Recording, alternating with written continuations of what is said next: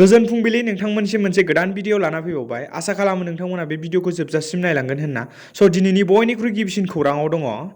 गलाघाटआव मोनसे जाथाय जादों। जुलिनि गारिया हरखाब सौग्रावनायाव सानै सुबुंनि जिउ खहा आरो साबा जोखोम।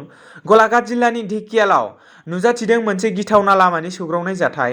हरखाब जुलिनि गंसे गारिया सौग्रावनाय जाथायाव सानै सुबुङा जायगायावनो जिउ गोमायो आरो साबा सुबुंफोरा गोब्राब जोखोम जायो।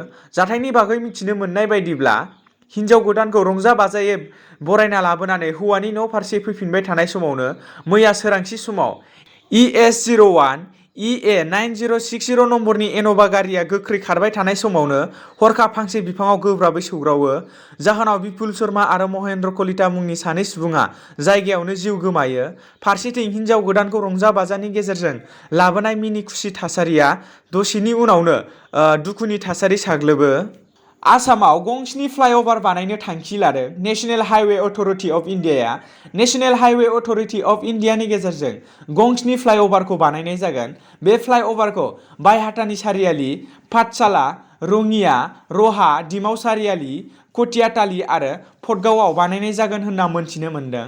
बे मोन 7 जायगाफोराव हान्था-मेला खालामनाया होंगो-दोंगो आरो लामानि जाब्रबथाया जाबाय थानायनि जाहोनाव बे फ्लाइअभारखौ बानायनो थांखि लादों। जाहाथे इयुनाव रावनिबो जिउआ एक्सिडेन्टजों खहा जाया बेखौ लानानै बे फ्लाइअभारखौ बानायनो थांखि लादों। SBIआ बाहायगिरिफोरखौ सांग्रांथि होदों दि बेंकनि सिबिथाय होनाया बन्द जानो हागौ। हादरनि बयनिख्रुइबो देरसिन भारतीय स्टेट बेंक एबा SBIआ 40 कौटि बाहायगिरिफोरखौ सांग्रांथि होदों। बेंकआ गावनि बाहायगिरिफोर एबा एकाउन्ट हल्डार्सफोरखौ 31 मार्च 2022 मायथाइयाव पेन कार्ड, आधार कार्डखौ लिंक खालामनो बाथ्रा बुंदों।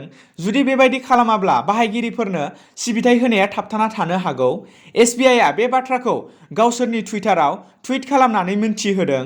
SBIआ बुंबावदों दि बाहायगिरिफोरा जायखिजाया जेंनानिफ्राय बारग'नो थाखाय पेन कार्डखौ आधार कार्डजों लिंक खालामथारनांगोन होनना।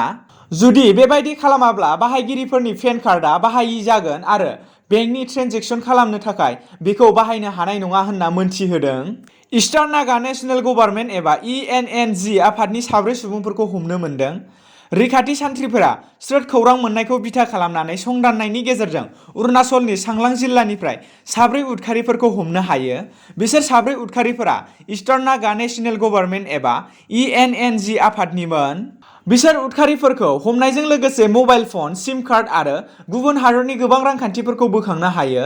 मख'नो गोनांदि बिसोरखौ सुबुंफोरनिफ्राय रांखान्थि दाबिनो फैनायाव हमनो हानाय जायो। मिय' आरो खारसां जायगायाव बैसोर उदखारिफोरखौ हमनो हायो।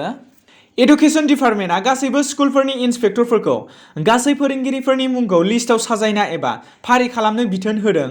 जाय फोरोंगिरिफोरा 2016-2021 मायथाइनि एबा बे 5 बोसोरनि गेजेराव टेट आनजादाव क्वालिफाइड जानानै एपइन्टमेन्ट मोनदोंमोन, बैसोरनि लिस्टफोरखौ खालामनो बिथोन होदों एडुकेशन डिपार्टमेन्टआ। दिनैनि गोथार फुंबिलिनि खौरां फोसावनाया एसेनोसै। गोजोन्थों।